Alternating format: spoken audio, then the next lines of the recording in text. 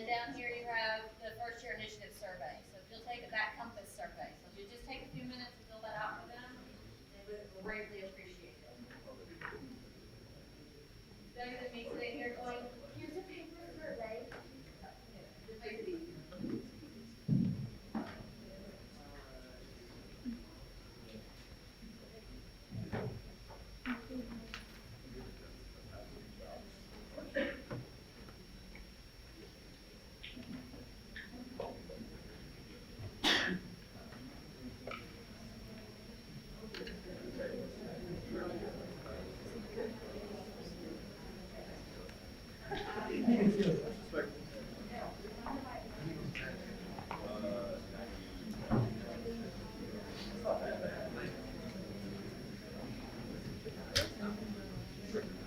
Folks, if you're just coming in, when you get seated, get your laptops out, go to week 9 course content, and there's a survey there that I'd like you to take a few minutes to fill out.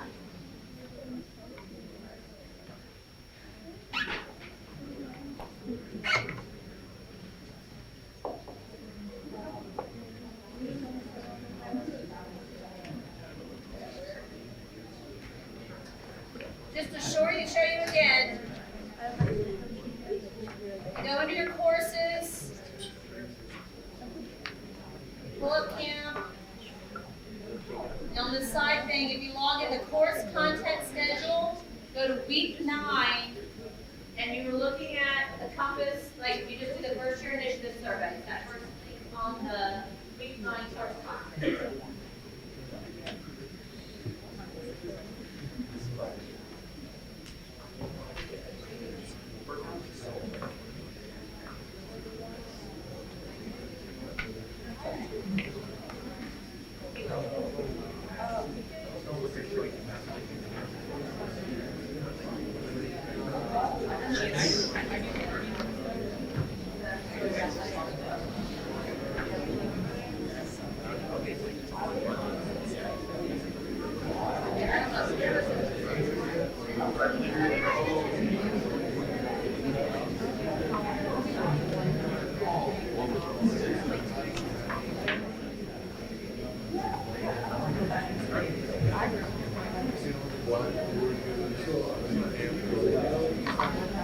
So if you're just walking in, everybody's doing the survey real quick on Blackboard. You can do it on your device. You can do it on your laptop. It's under week 9 course content. The first year initiative survey is the title. We'll give you a couple more minutes for that, and we'll put everything up.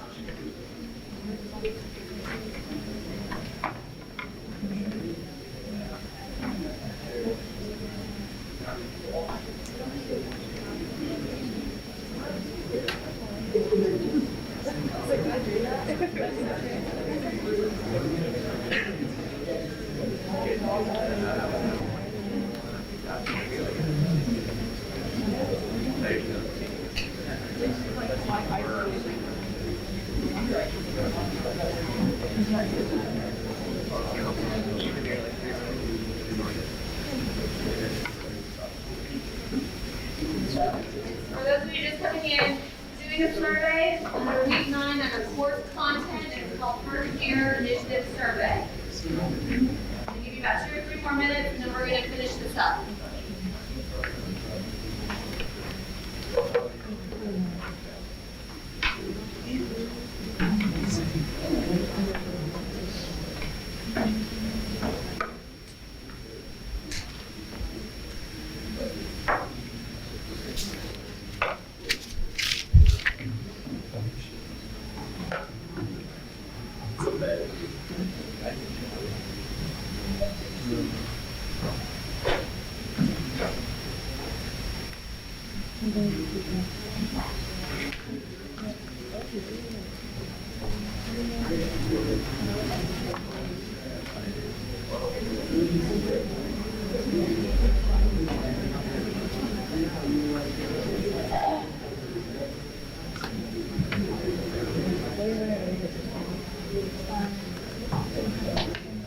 All right, about 2 more minutes to finish the survey, and then we're going to roll the devices, phones, everything up and get started with class.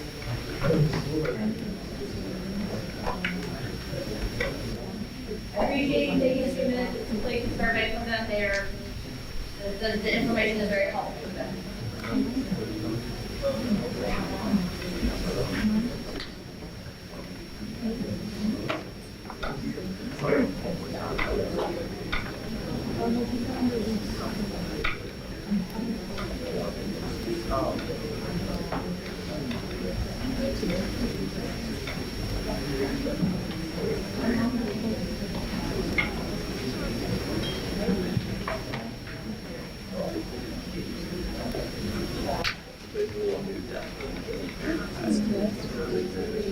All right, one more minute, finish up.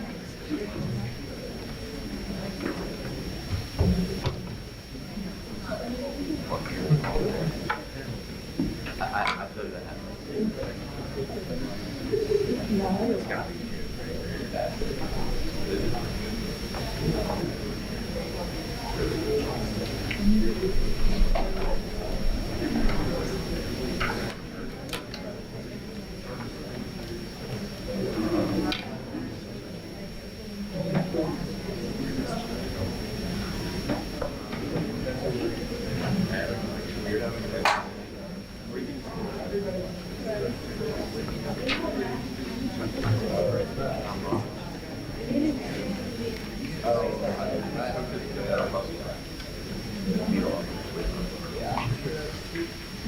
All right, if you can finish up with your surveys and put your laptops and devices away.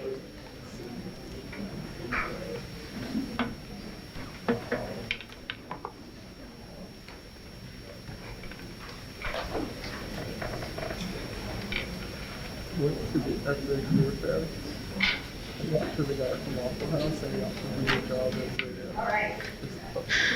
Okay, so we're going to get started today. Please put up your laptops, put up your devices, put them away.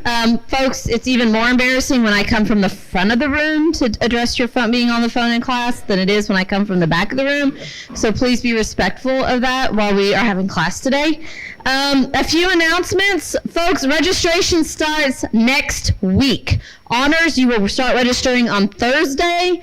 You need to check your registration dates. If you're unsure of what day you register, go down to the advising center, which is downstairs at the bottom of the staircase, and they have a registration sheet, like who registers what days based on the based on how many credit hours you have and based on how many based on the first letter of your last name. So keep in mind, you may register, first year students register November 8th and 9th, but you might technically register as a sophomore because you have a lot of AP credit. So honors athletes, certain scholarship programs, graduate students, I think is all on November 1st. Seniors are November 2nd and the 5th, I guess, or maybe, well, so it goes in kind of a tile fashion from that. So if you're not sure what day you register, go downstairs and get one of those sheets. If you're not sure if you have like credits that may advance you and allow you to register early, just go to ULink and pull a temporary transcript and it'll tell you how many credits you've already earned if you had AP or dual degree credit or anything like that from high school, because you do not want to miss your registration window. The earlier you can register, the better, the more likely you're going to get the classes, the sections, the faculty members that you want to take next semester. You have to have a advising appointment before you can register, and that is a mandatory thing. Even if you are honors, you still have to have a business school advising appointment because we're the ones who lift the advising hold. Even if you're athletics, you still have to have a college of business advising appointment because we lift the advising hold. So, and if you're a double major with arts and sciences, if you're econ poli-sci, econ history, finance, foreign language, that kind of thing, we still have to see you. Even if you're leaving the College of Business next semester, you're thinking, oh, I'm going to switch over and be a history major or a Paul's major or nursing or something like that, you're going to switch to something next semester, that is fine. Right now, you are still in the system as a College of Business student, and we have to lift your advising hold. So make sure you get an advising appointment with us. Yes? You're probably still, you have changed your major, but most departments won't accept you until after you have a U of L GPA. Okay. then you're probably okay, but typically under those circumstances, we're the ones who lift your advising hold. So I would just kind of, typically you can go into ULink and see if you have any holds on your account, financial, parking tickets, library fines, that kind of stuff too. Well, I can speak to that. Okay. I met with the business advisor. Yeah. Since I'm changing majors, she referred me to a. Arts and science? Okay. Like at the undecided major. Okay. Whatever that is. Yeah. And, he lifted my. Okay. So I don't Okay. imagine what he did as long as it was. Just make sure you see an advisor. You will not be able to register next semester if you don't get that taken care of. Also, if you're leaving the College of Business, you don't have to take Gen 101 or whatever units you're going to, version of CAMP, or you have taken it. I have lots of students who come over here from engineering, and they get into CAMP. I'm like, no, you've got the engineering version. You don't have to take this. And then he's like, oh, kind of thing. So you don't have to take this version of this class again if you switch outside of the College of Business. Also, you will not be able to register if you have not finished Part 1 and Part 2 of Alcohol EDU in Haven. I know I emphasize this a lot in August and September, and I haven't said anything about it in a while, but just remember, you have to finish Parts 1 and Part 2 of Alcohol EDU and Haven before you can register. And you have to have a 45-day lapse between the two before you can register. So if you haven't done Alcohol EDU Haven 1, you will not be registering until after Thanksgiving. So make sure you're taking care of all those things. Folks, expect a camp assignment for November 2nd from our speaker. He called me this week and was talking to me about it. I will post it to Blackboard. I will send it out as an announcement so that you will get that in email form. So be prepared for that. But that speaker always has a assignment, and it is an expectation that you will have completed it for the class. So be prepared for that. I think this time, usually it's turn something in. This time I think he just wants you to watch some videos to prep for class. So be looking for that. Also, as a reminder, everything is due November 2nd. So if you have assignments hanging out there that you've been procrastinating on, we are down to the few final weeks of this class. That being said, do not wait until like November 1st to request the Hackademics, because they can take a while to load or be emailed to you if you're doing the online versions, and you will not get it in time, and you will get a 0 for that assignment. So I'm giving you time. Go ahead, request it today. You can do it October 30th. I don't care, but don't wait till the last minute, because you will not get it in time. I will even get a note from Reach that says this was requested November 1st or November 2nd, but you will not have completed it in time. They let me know when you request them, and they let me know when you complete them. The only thing that is due after November 2nd is if you have not completed your Center for the Free Enterprise assignment and you're going to use that as one of your 4 assignments, the last option for that is November 8th. And I provided that to give you guys a little bit of schedule flexibility. If you went to the college fair yesterday, thank you. Many of you were there. I appreciate it. I was being judgmental of the people the Biz 201 folks who were coming in their sports gear and hats and jeans, and appreciating my first year students who were not. But if you have your signature sheet, just upload that into Blackboard. I don't want the paper. I have over 200 students in camp between my 3 sections of it. It's a lot of paper for me to keep up with, so just go ahead, scan it, or take a picture of it and just upload that into your Blackboard shell. Put your name on it so I can see it there, and you're good to go with that assignment. And then what we do is we take the swipes that you did when you handed us your ID, or we keyed in your ID, and I just compare those 2 things. It's kind of 2 parts of a coin to make sure, and that's the full assignment. Okay, just as a reminder, there was an alumni assignment that we were going to try to do. I got a good number of alumni, but not enough. So that's why we are not doing that. So don't worry, that is not required anymore for the class. Yes? A signature sheet. Yeah, I told you all last week that there was a signature sheet you had to print up to take to the career fair to get signatures while you were there. And a lot of people said they didn't bring them, and I mentioned that to me when they were coming in, and they got forms. They just used the back of the map and used the signatures on that. Also, for future reference, if you're in a case where you don't have your signature sheet, don't start videoing people without their permission, okay? There was a couple of our employers who were a little freaked out, and they said that they were camp students. I don't have verification of that, but there's some employers who were a little unsettled by having to be videoed for being videoed during the sessions yesterday. So, okay guys, any questions about assignments as we finish the term, those kind of things? Yes? You do academics models, that's kind of like That's 2 of your 4 assignments. Yep. And folks, there's like 6 or 8 of those academics to pick from. You have free reign to pick. You guys know what you need. You know if you need time management skills, test taking help, note taking help. That's on you. And the reason we do that is just so you can have some flexibility and look at the things where you might need some help to finish out your degree. Okay. Yes. There is something that to sign up for the meet and greet. That's what I just said. The alumni meet and greet. We're not doing that. Yep. So. All right. Yes. How long do we have to upload the signature sheet on the platform? Everything's due November 2nd. So if you just holding your signature sheet from the event, you've got until then to get it up. So I don't know why you wouldn't just get it up in case you lose it or misplace it, but I would just go ahead and get it up immediately. Yes. You'll get dinged part of your grade. Okay, because I did announce that very specifically in class last week. It is very specifically under your assignments tab and on the quick assignment sheet. So unfortunately, it was there. So, yep. It's all on your Blackboard. It's all under your assignments in Blackboard. There's only one left, and I just said the date was November 8th. That was the only one that's left. Yes, they send me that. Yes. Yeah, if you went to a Center for Free Enterprise event, when you filled out your survey, they send me a list of your names. All right, any other questions about assignments? Also, as a reminder, we do not have class next Friday. So we do not have class the 26th, but we do have class November 2nd, and November 2nd is our last class. Also, as a reminder, hey folks, I am your speaker today for class, so anytime you guys start talking a lot, I'll stop and wait for you. So for November 2nd, your speaker will come into the audience and he will put the mic in your face. He is one of the most brilliant minds I've ever met in my life. He's a futurist. He's one of our associate deans in the College of Business. He thinks in ways that he imagines and thinks in ways and things I've never imagined, that it's just kind of beyond what I would normally encounter. If you were a JCPS student and you ever went to Thrivals downtown in Louisville, he is the person behind Thrivals and Idea Fest and those kind of things.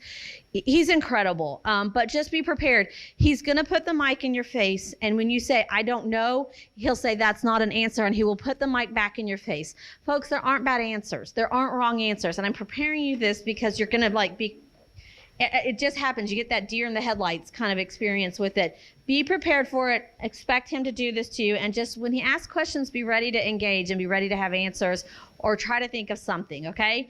But be ready on November 2nd that's going to be a class where he will walk to that back row. He will use your name tents, and he will be up in front with you. So be ready for him. His bio is under the assignments tab if you want information as well. So again, folks, the more you guys want to talk, the longer we're going to be here.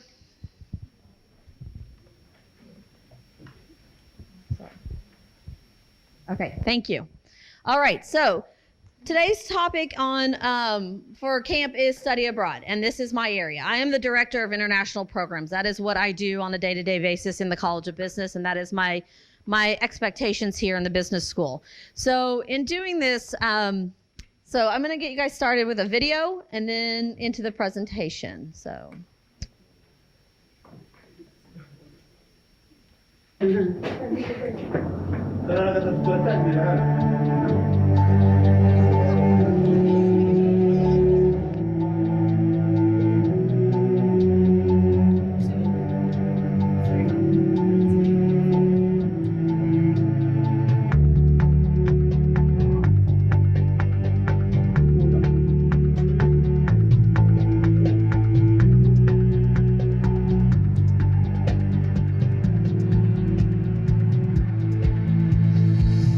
All day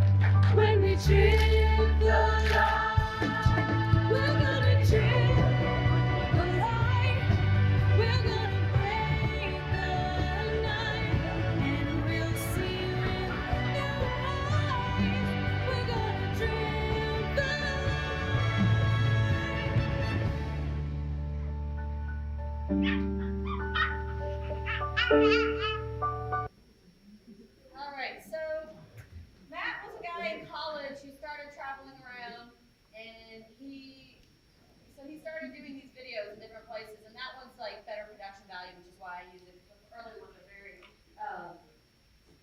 The early ones are very basic, but he was a computer engineer, computer information guy, and he traveled a lot and just started doing those kind of being silly, and they kind of became a thing. And I like to use them because I think it makes you think a lot about the different places you could go. You know, you see kind of the Great Barrier Reef, and you're like, oh, that'd be kind of cool, you know, that kind of stuff. So I talked a little bit about who I am and why I'm here. So 9.5 years ago, I was hired by the University of Louisville to do international programs in the College of Business. And the reason that my position was created was essentially that we had an alumni who is a retired CEO in this community who gave a gift. And if you're not sure what a gift is essentially money. Because his expectation was that all business majors would have an international experience before they graduated from college. If you take nothing else away from this entire conversation, understand this. You have CEOs who work in business who have an expectation that you will have an international experience before you graduate in order to be competitive in the business market. So my position was brought in. So when this gift was given, the college started expanding our international opportunities for our students. And so I was brought in because the woman at the time was the assistant dean of advising. It had been tasked under her, and it was just, she had too many other things to kind of deal with. So that I was brought in to have kind of that sole focus.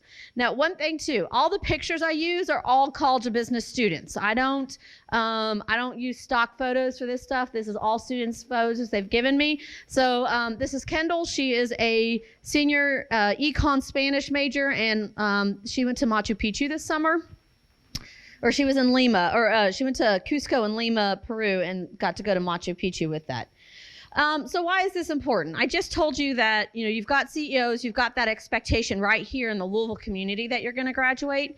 Understand now, when you go out and look for a job in a few years, you are going to be, on average, for every job you apply for, there will be 150 other applicants. So more people than there are in this room will be applying for the same job you are. Okay, so when you've got to think about how you're going to make yourself competitive, you've got to kind of think about, okay, what's going to go on my resume? So you're going to pick your major, and you're going to divide yourself 7 ways in the College of Business alone. Okay, so that's great. But you know what? There are finance majors at UK. There are finance majors at Harvard. There are finance majors in Canada. It doesn't necessarily make you unique. It's an important skill set, and it's a degree, and you need to have that, but it doesn't necessarily make you unique. So then you think, okay, so I'm going to get a minor. Great. Good, because a finance major who's doing entrepreneurship might be very different than a finance major who is double majoring in accounting. You have different goals, you have different trajectories, and that's good. But again, these are things everybody is doing. So the next thing you might do is get a co-op or an internship, and we've talked about this. We've talked about it when we had our strategic class in terms of being thoughtful in how you're moving. Going to the career fair yesterday. We have these, you know, so you're going to do an internship, but only CIS majors in this room are required to do one. For every other major, it's optional. You should all be doing it because you need to get in, get experience, find out what you like, find out what you don't like, okay? But for only CIS, it's optional. Again, this is what everybody's doing across the United States. Now, this is where we start falling behind in the United States, because when you start talking to your international counterparts, they are required to do an internship in order to graduate, and oftentimes they're required to do one in another country, in another culture, outside of their host city. They have to move away from where they're studying to finish these internships, okay? So that's where we start falling behind. So then we've talked about engagement. We've talked about getting involved on campus. We've talked about doing things. And these are really great resume builders, because if you can get on exec boards, leadership, things like that, you can start getting experiences. Doing the finances for a club, that kind of stuff is great experience. Maybe you're working at UPS and you're getting experiences and kind of moving up a little bit there. You know, maybe you work outside of school and you're getting experiences. And this is great. Those are very important things.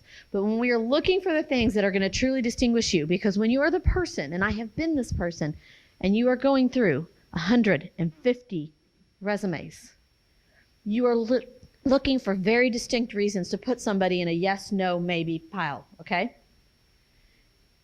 8% of Americans study abroad. 8%.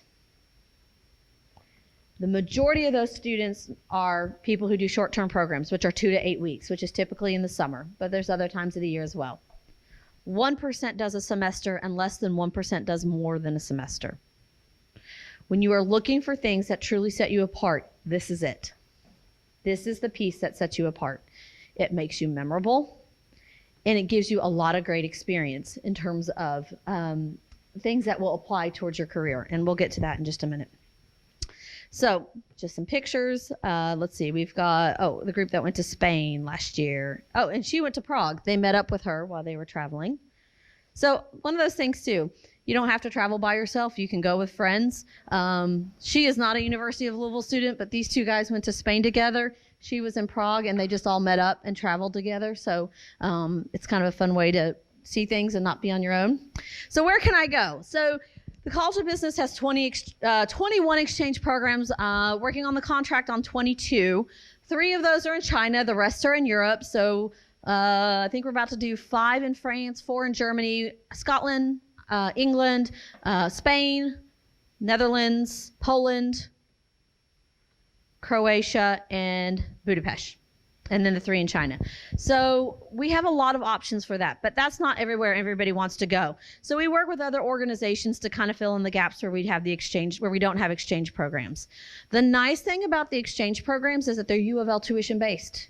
So if you're paying for U of L tuition here, it's the same as paying it there. You pay nothing to that host school where you go attend.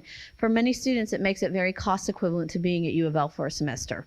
So there's a lot of benefits to it in terms of costs. The only places you really can't go, are things that are, okay, so if you go to the State Department, they have countries divided on level 1, level 2, level 3, level 4.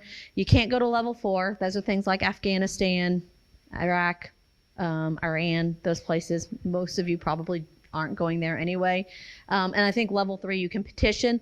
Level 3 would be a country like Israel, where parts of it are really safe and parts of it are a little less safe. But we still have students who study there all the time, and they just do the petitions to go there. So pretty much you can go anywhere in the world. One of the things when students are kind of considering this is, if I send you to New York City, it's a lot more expensive than if I send you to Louisville, Kentucky. Fair? Yep. Cost of living's a lot more. Cost of everything is more. If you will think about a secondary city in a country, you'll find that you can spread your dollar a lot further, and you can do a lot more while you're there. Most of our students go to Europe. That is a national trend. That's not just a U of L thing, because they like the idea. It's kind of a romantic idea that I can throw on my backpack, and this week I can go to Paris, and next weekend I can go to Rome, and next weekend I can go to Barcelona, and then maybe Morocco. And that's what our students do. I had my most right now is, I think I've had 2 students who've gone 20 countries in a semester. But most students, it's like somewhere between 8 and 12 is pretty normal. So most students are going to Europe because they like that idea of just being able to travel everywhere. But then you've got students going to Asia, all over Asia. You have students going to some places in Australia, and Latin America. And then we don't have a lot, but we have occasionally have students who go to South Africa, Ghana, other places in Africa as well. So, all right, academics.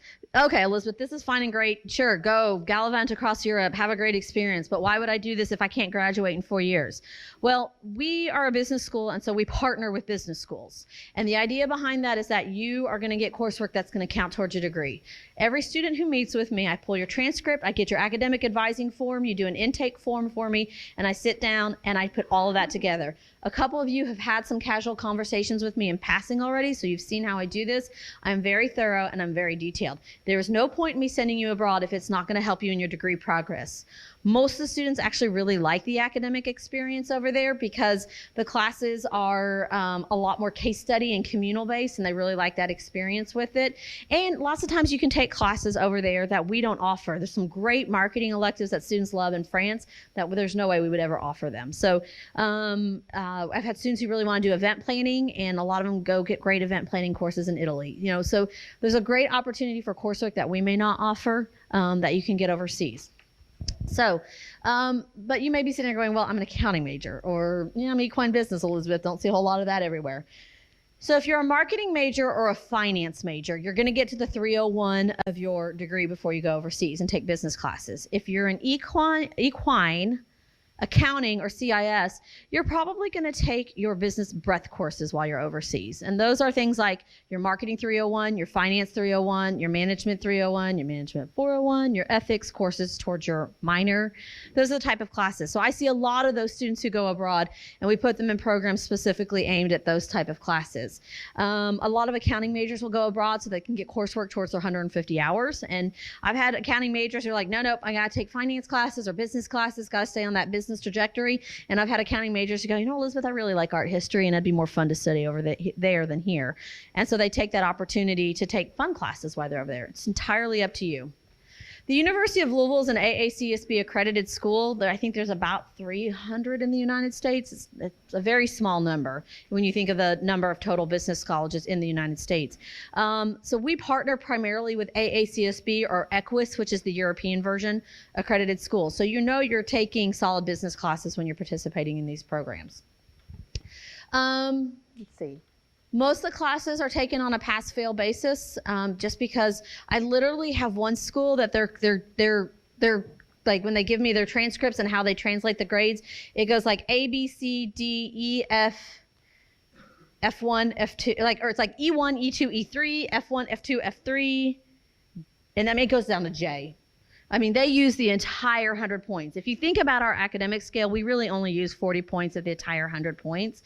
They use like every little like decimal of the full 100 points that they can use. So how do you translate somebody getting a J in a grade? I mean, that's a failing. You failed the class if you have a J. But, how do you translate that when we don't even have the equivalent? So typically coursework is pass-fail, except for honors. They do take the class grades for that. So it's a great, so you're going to go abroad. You can take classes towards your degree. You're taking classes that count towards your major or minor, and they're on a pass-fail basis. So there's a lot of advantages for students in terms of that. All right, Scotland, beautiful. All right, so finances. Again, Elizabeth, great. You're going to send me overseas. You want me to take classes from my business school. That's great. Elizabeth, there's no way I can afford this. All right, this is what a lot of students are thinking right now, and this is what a lot of students tell me when they come in to see me. I told you the very first thing I told you was there was an alumni who is a CEO who gave a gift. We have money in the business school to support this initiative. It doesn't pay for everything, but it does help offset the cost for most of our students. Most of you don't have an international airline ticket between school and home. So it helps offset that cost. And you spend at a different rate, because right now most of you aren't going, hey, let's road trip to Nashville this weekend. And you know what, while we're at it, next weekend, let's go to New Orleans. That'll be fun. And then we should go to New York, because that'd be great. And that would be great. It'd be fun to do all those things. But most of you aren't doing that. But that's equivalent to what you're doing when you're traveling overseas. You're going to say, hey, let's fly to this other country. Let's go see this other city. Let's go do this other place. Let's take the train. Let's take the bus. And you're going to find that you can do those things very cheaply while you're over there. But you don't do them here. So you are spending in a different way. If you do a semester or a year abroad, all of your financial aid goes with you towards the cost of the program. So whatever financial aid you get goes to the cost of that program, which is great. It helps offset the cost. If you are taking out loans, if you get grants, if you are Pell eligible, all of that money goes with you towards the cost of these programs. In addition to that, there are a lot of scholarship programs out there over and beyond the College of Business funding. So Arts and Sciences has funding if you're a minor in a foreign language or if you're a double major. They have tons of money. Modern Language Fund, World Scholars, lots of money to put towards students who are doing language studies. If you're double majoring in political science, I know they have money to help students study abroad. The Gilman Scholarship is only for Pell Grant eligible students, and that's a nationwide competition. It's $2,500 for the summer, $5,000 for a semester. So a lot of money out there. There's scholarships specifically for going to Asia. We have a scholarship in the University of Louisville specifically for going to Ghana. So there's money out there. The earlier you plan, the earlier you start talking to me about this, the more seamless this all fits into your plan. UPS students, I had a young woman today. I've been in the Biz 201 classes. I don't talk, I have students talk. So when you take Biz 201 next year, we'll have a study abroad week again. But in that, she talked about she saved her bonuses for it. She said, I knew I wanted to study abroad and I knew I had to save for it. So I saved my UPS bonuses for it. And it was in between the scholarships I received and that, it was very manageable for me to do. And I've had students say studying abroad was cheaper than me taking classes at the University of Louisville in the summer. So The catch-22 of that is summer. The majority of students who go abroad in summer. And most of you probably don't have scholarships that apply in summer. There's a few programs that do, but most don't. And that's where talking to me early, talking about planning for scholarships, talking about how to save and how to plan and prepare makes those things very financially feasible for our students. So the finances are there, the scholarships are there. And like I said, I have students who go abroad and say, you know, by the time I got all my scholarships, I was ahead. I made money while I was overseas and it paid for everything. I've had students who say, yeah, Elizabeth way over budgets and it was the same cost as me for here for a semester because I always budget high. I want you to get over there. I want you to have a good time and I want you to have a great experience with it. And so we do a lot of planning with that in terms of financially. I, again, am very transparent about that up front, talking about scholarships, talking about money and how to plan and prepare. So again, with all the semester stuff, all of your financial aid goes with you towards the cost of these experiences. I have a program in Prague and I have 3 students doing it next semester. It's cheaper than being at U of L for a semester. It's $9,000 for tuition and housing. If you guys, for those of you who live on campus, if you think about what you pay monthly for rent and you're paying about almost $6,000 for tuition, you're going to start doing the math and going, oh yeah, that is cheaper. So there are opportunities to go places where it's even less expensive than being at U of L. Asia is a great opportunity for that as well. Okay, so fear. This is another reason students are like, okay, Elizabeth, this is great. Academics work. I should do this. But you know what? The idea of doing this terrifies me. Or maybe it doesn't terrify you, but it might terrify your mom. And a lot of times the students come to me and they're like, oh God, there's no way I'm going to be able to convince my parents to do this.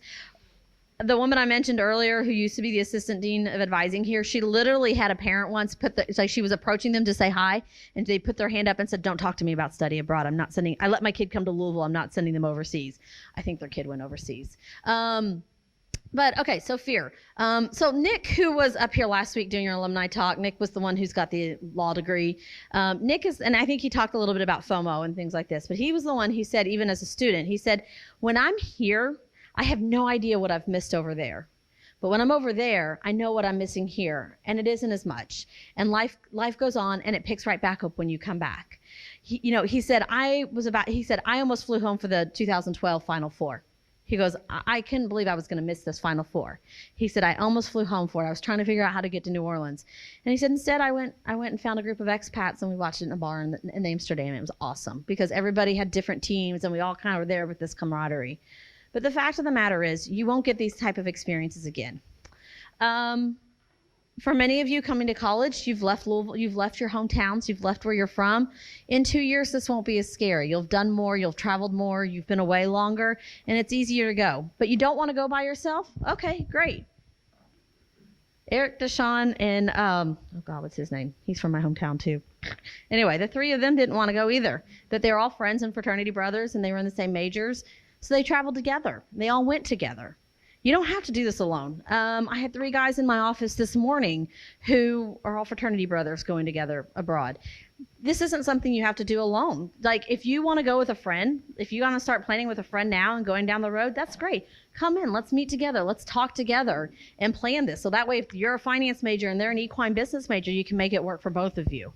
But there's absolutely no reason why you have to do this alone.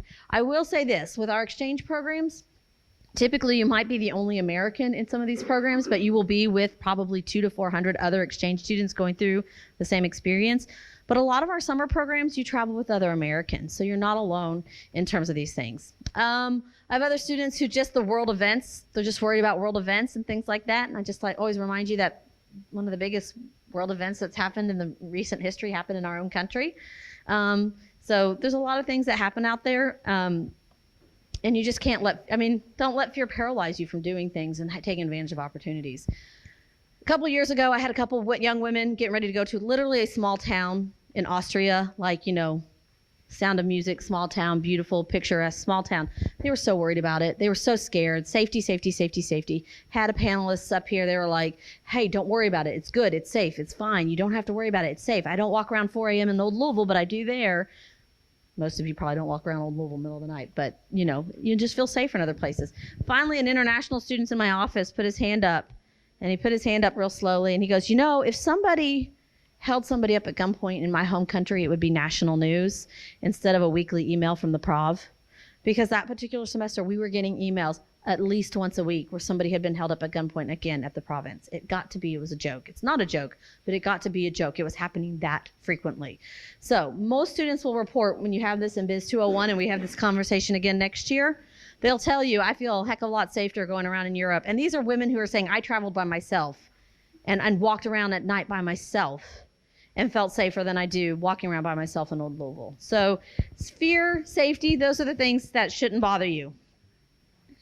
Okay, got a little picture of Korea. Okay, details. So I don't know what I wanted to tell you all with that, so we're going to move on from it.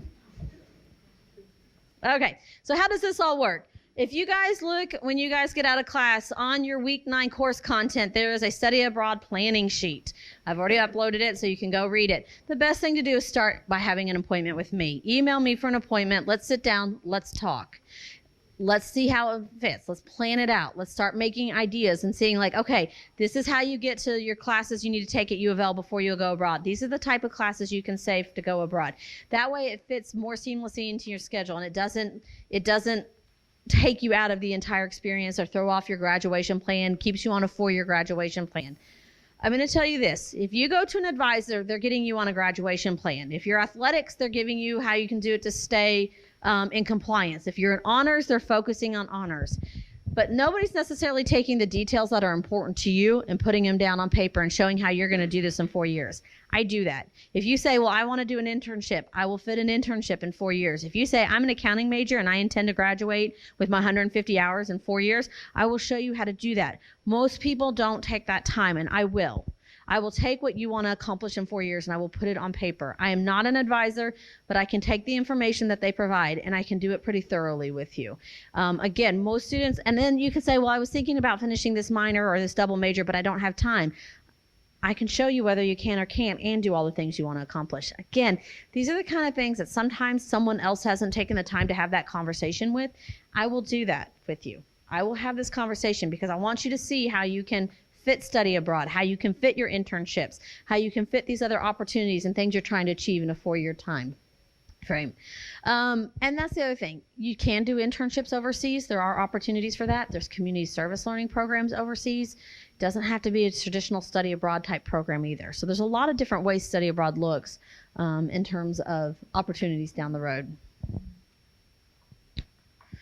All right, but you might say, but I'm a UPSer, or I'm an athlete, or I work, or somebody in here might be a parent. And I'm going to tell you, I've had all those students go abroad. I have my athletes go abroad in the off season. They go abroad in the season when they're not training. They go abroad when they're not as intensive.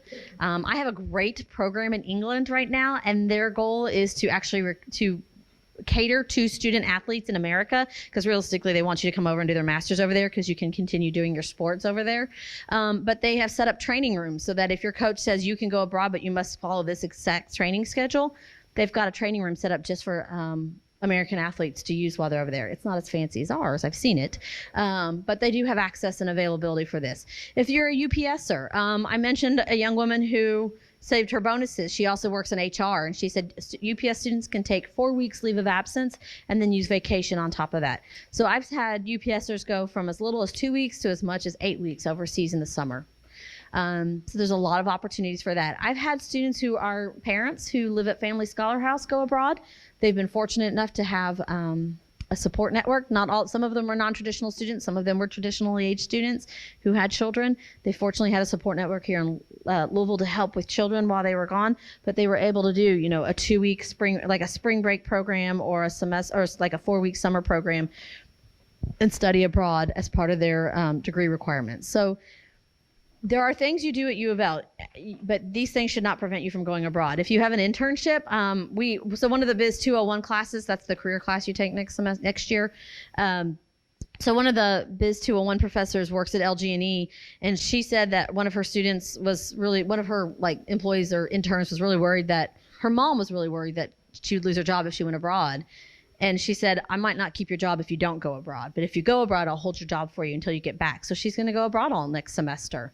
But there's a lot of employers out there who are really pushing this and encouraging this. So they're really wanting you to do this. They're wanting to see this. And I'm going to tell you, these are the same people who are going to tell you, I wish I had done that when I was in college. Because when you talk to people my age, they'll tell you that's their number one regret from college. So there's opportunities for athletes. There's opportunity for UPSers. There's opportunities for people who work and have internships and other obligations. That's why there's study abroad programs that are as short as 2 weeks. All right. They did dune buggies in Morocco. Okay. So how does this even apply to me? The biggest thing that we've talked about is that you're trying to be competitive in a global market. And the great thing about Louisville is people love Louisville. A lot of native-born people have no intention of ever leaving. They will go, but Elizabeth, I don't intend to leave Louisville. I love it here. Why would I go anywhere? And that's fine. This is a great city. I was in Beijing, China. We have 3 partners out there. I was visiting them a few years ago, and I went out to a secondary school that we had outside of Beijing, came back, got off the train platform, walked off the train, and the first thing I see as I walk off the train is Papa John's. So if you don't think that we don't have a strong international pool here in Louisville, you're sorely mistaken. You've got Papa John's. If you go anywhere in the world and tell people you are from Kentucky or study in Kentucky, they will tell you that they love your chicken, and you'll be like, great, because we don't. But KFC is everywhere. It looks different in terms of what they serve on the menus, but KFC is everywhere. Brown Foreman. 15, 20 years ago, the bourbon... 15, 20 years ago, there was a boom in the bourbon industry, and it wasn't Kentuckians drinking more of it, because we were already drinking it. It's the Koreans and the Chinese who are drinking it. Everywhere I travel, every bar I go to, I check their shelf to see if they have a redhead on it. And by redhead, I mean makers. Brown Foreman is an international company that has their spirits. Could you put your phone away, please? So Brown Foreman is an international company that is shipping their spirits worldwide. And a lot of students, these are big companies that a lot of U of L graduates will go work for after college. Yum Brands, Papa John's, Brown Foreman. A lot of students want to work for these things, okay? But there's also international companies that have placements here. Schneider Electric has a huge building over at Dorsey and Hurstburn, if you've ever driven around in that area. And that's a French company that has a international energy core here. So there are international companies here. The Churchill Downs, the equine industry. Another one's international. So there's a lot of international companies that have headquarters or businesses here in Louisville. So you may have no interest of ever leaving in Louisville, but understand your work may be international in nature, and you're going to need to have that background. We had an alumni back here a few years ago, and one of the things he said was he was working for the largest distributor of veterinarian tables in the world, in this very small town in Ohio. And he said, we went to London to do business, and I got off the plane, got through customs and passport control and all that stuff, and started walking to public transportation, and I looked behind me, and the CEO was following me. And all the big heads were following me because I was used to it, and I was comfortable with it, and I knew how to do this type of travel, and they didn't. So when you're looking down the road at opportunities and experiences, already have some comfort and familiarity with it goes a long way. In addition to that, when you start getting, again, to people my age, my cousin's husband, he's an app developer. He spends a lot of time in India, and he spends a lot of time in Israel. He's pretty high up in his company now. We have another friend who's down in Nashville, and he's VP of HR for his company down there. He spends a lot of time in India. You're going to find that when you move up in positions, you're going to have opportunities for travel. And if you've already done it, it's a lot easier to hit the ground running. I travel a lot by myself to visit our partner schools, and because I've done it, I know how to get off the ground and kind of just go with it because I've done it. But when you haven't done it, it's very discombobulating, and you have a lot of comfort with it. Another thing that comes to this, and going back to when we talk about these like 150 resumes for every job, blah, blah, blah. Okay, great. When you go into your first couple interviews for a job, when you've studied abroad, it makes you memorable and it makes you interesting. You'll have a lot of experiences when they ask you those behavioral questions. Tell me about a time you failed. Tell me about a time you worked with people who thought differently than you are. Tell me about a time that you had to push yourself outside of your comfort zone. Okay, you're going to have really great, memorable, and interesting experiences to share when you've spent time overseas, because you will miss a bus, you will miss a train, you will be in a city where no one speaks English and you're just trying to get food or a bathroom or something like that. You will have really funny but really great, applicable stories that go to those kind of things. And again, it makes you memorable, and it gives you great behavioral experiences to go to those behavioral interviews in terms of questions. All right, the other reason this applies to you. So when we have students who go abroad, this isn't about just, okay, we send you abroad, you sit in the classroom, you get this great academic experience. Study abroad is called experiential education because you're supposed to do a lot more than just be in the classroom. You're supposed to be meeting other people, you're supposed to be engaging with other cultures, and you are supposed to travel. I tell my students all the time, I expect you to take no more than 12 hours while you're over there. Because I want you to travel. I want you to be out of the classroom. I want you. If you go overseas and all you do is sit in your apartment the whole time, you have failed for the whole purpose of being over there. But so you should get out there and travel and see things and experience. And that's the whole 360-degree experience in your education. So, okay, value added. The value added, I kind of just hit on some of that, but those are the things that people are looking for. They want to know. They want to know why this is important, or you want to know why this is important. And the fact of the matter is, it adds a lot to you. Students tell me hands down that study abroad is the most life-affirming experience they have in their entire college experience. These are students who are athletes. These are students who are Greek. These are students who are heavily involved in campus activities. These are students who are heavily involved in their home churches.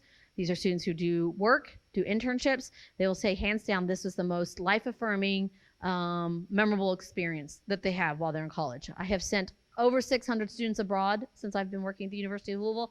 I have had, I'm going to say 5 come back who didn't like it. And I will take those odds every day. And those 5, 2 of them should have been on exchanges, but they wouldn't listen to me. They went on programs and they really wanted more of the autonomy. 2 came back and said, you know what I learned about myself? I learned I'm a homebody. Okay, that's a good lesson to learn about yourself.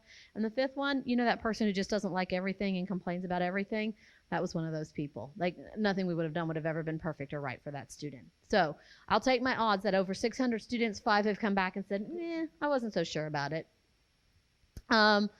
So the value added is there's a lot to it personally. The other thing about it is that you're going to get later on in life and you're going to get a job and you might think, okay, I'll just backpack when I have a job. I'll go on vacation one time. When you first graduate from college, you will have 10 vacation days if you are lucky. You might get 12, but you might only have 8. So if you want to spend time with your family over the holidays, because even at the University of Louisville, not this year, thank goodness, but even at the University of Louisville, I have to work on Christmas Eve unless I take a vacation day. So we don't get off Christmas Eve. We get off Christmas, but we don't get off Christmas Eve. Okay, so you want to spend some time with your family on Christmas and New Year's?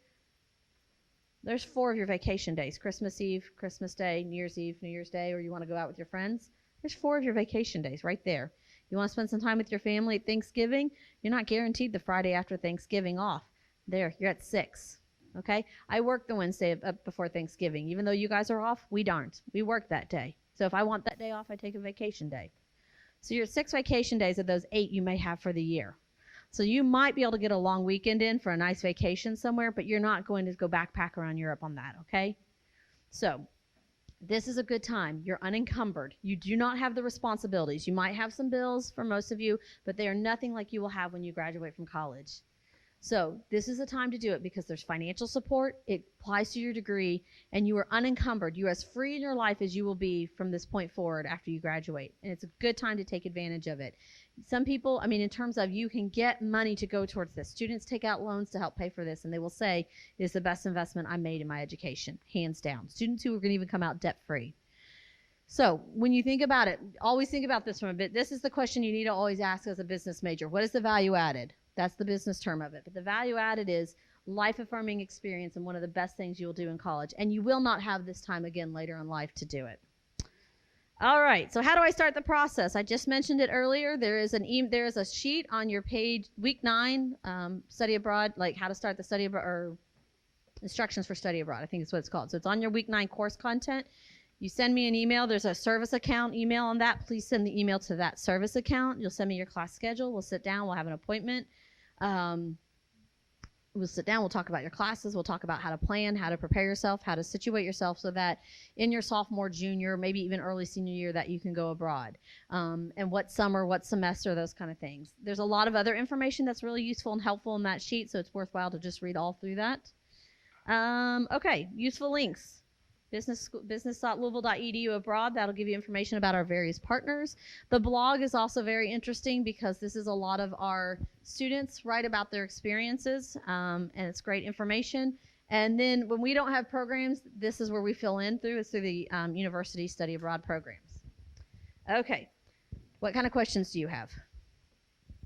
By the way, this isn't one of those things if you sit there and look at me like crickets, we get out earlier. Yes, go ahead. What about opportunities in the Yes, there's lots of options everywhere. Like I said, anywhere, pretty much anywhere Uncle Sam wouldn't send you, I can send you. So there's lots of opportunities with that.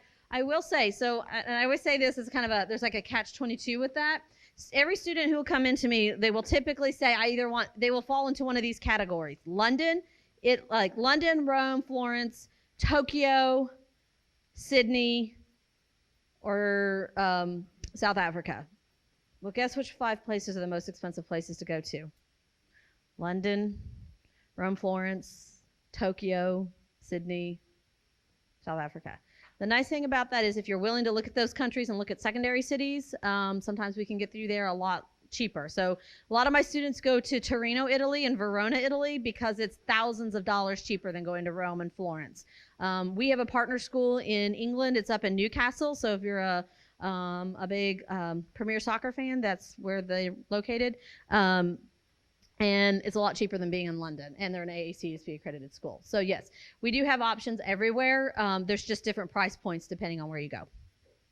I have students who don't care what it costs, and they're going to do it regardless. Like they figure out, they put it together with scholarships, they save, they work up for it, and then they have a lot of students who are like, okay, where can I go get classes, and where is cheap? And we talk and we go from that angle. So. Yes. Mm-hmm. Mm-hmm. It doesn't so typically my experience is that the advisors will use it if it'll help you, but they don't use it if it'll hurt you. But pass is not just like, ooh, D's get degrees, because absolutely not. We usually we have a minimum grade for every grade class that you take that you'll have to achieve while you're there to get the passing grade. Honors does take the classes over there, so just be aware of that, and other majors. So if you leave the College of Business and you go, other majors can take it. Also, if you leave the U of L, the business school, that's the study abroad office, which is over in Brodsky Hall, over by the law school and the Kent School. Yes.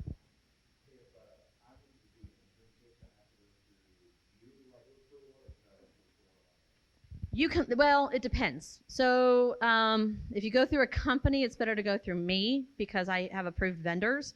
If you're going straight to an international corporation to get an internship, then we kind of working together. And anybody who does an internship it's a triangle thing. We work with me and with the Career Center. So all 3 of us have to work together to get everything approved.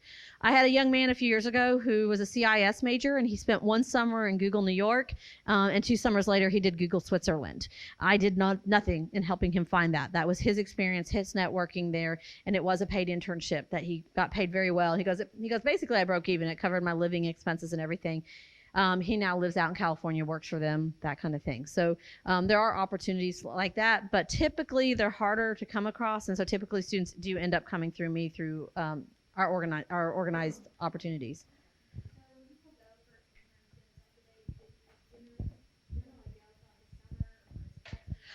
Summer. There are some programs out there, and they're not our exchange programs, but there are some programs out there where you can do part-time study, part-time internship, but most of them are doing them in the summer.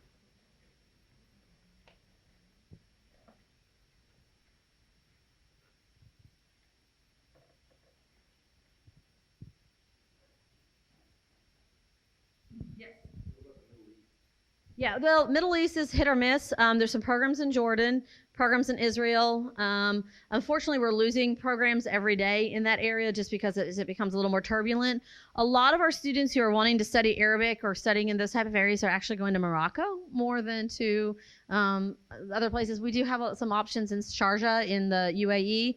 And then there's a program, the University of Dubai or the American University in Dubai. We have a direct enroll into them, and they offer a great scholarship program if you kind of plan ahead. And their classes tend to be real comparable to ours in terms of like what they offer. So there are some options out there.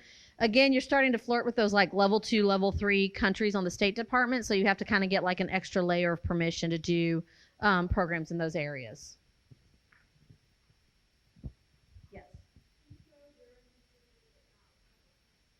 Not necessarily, because you would miss your classes here at the University of Louisville. So you can't do that.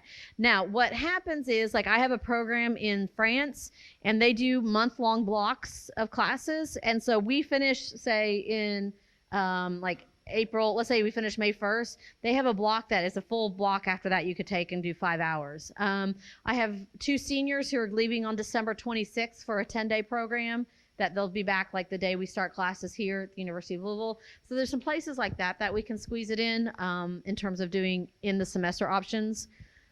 The ISLP program, International Service Learning Program, is run through the Dean of Students office over in the SAC. And they do programs where you take a class at U of L and then like over spring break or in May or right after finals in December, you go on site to that host country and do work for about 10 days. The cost for day in, day out, it's pretty expensive, but for students who are really not sure they want to do longer than that, it's a great opportunity. They are not business credits. They're just general elective credits, or if like they do COM a lot if you're a communications minor or double major. So there's some other programs like that. In 2015, I took 14 students to Europe for 2 weeks. We did a week in Croatia and a week in the Czech Republic. That survey I sent out that many of you filled out for me a few weeks ago, which I appreciate, we're trying to institute more programs like that where we would do a 2-week program where you would go with a University of Louisville staff and faculty member and study at different locations. And those are also very popular around the country. And it's a good way to get started. Like if you're kind of like teetering on like, I'd like to see it, but I'm afraid to do it by myself. It's a great way to go like basically put your toe in the water, check it out and see if you want to do a longer time. Most students do. I kind of joke. Have you ever had that friend who got like 1 tattoo and then maybe you haven't seen him in a while? Next time you see him, they have like 6. Study abroad is like that. You'll start talking to somebody, and once they've done it once, they're like, I have to go back. I need more. I got, where can I go? What can I do? We have a lot of students, once they've studied abroad, are coming back, and they're looking at graduate school programs overseas, and they're looking at doing Fulbrights overseas after they finish. There's also, if you're interested in critical languages, there's some really great fully funded summer opportunities like Arabic, Chinese, Japanese, Russian, some like Swahili, some of the really obscure languages. But if you're willing if you're interested in those, like if you think you want to go into like government or State Department type work, CIA, FBI, that type of stuff, there's some really great opportunities for that to get fully funded language studies in those countries for that.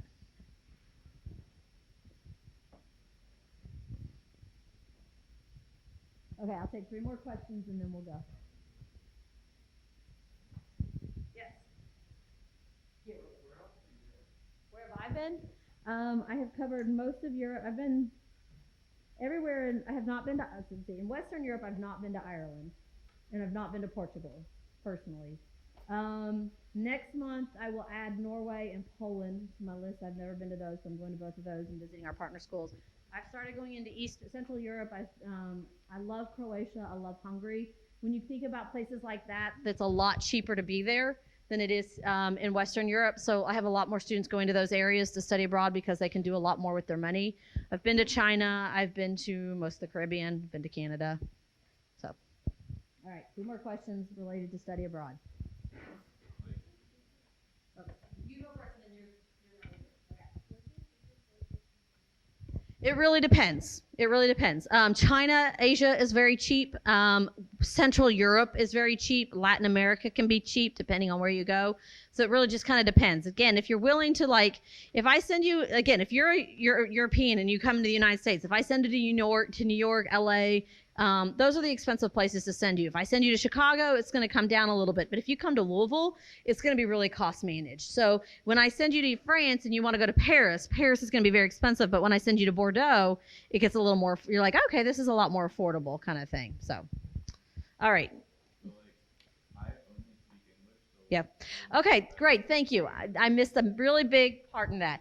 AACS, okay, just out of curiosity, what is the language of business? English, you're right. So we are an AACSB accredited school. AACSB accredited school and EQUIS accredited schools require the vast majority of your coursework to be taught in English.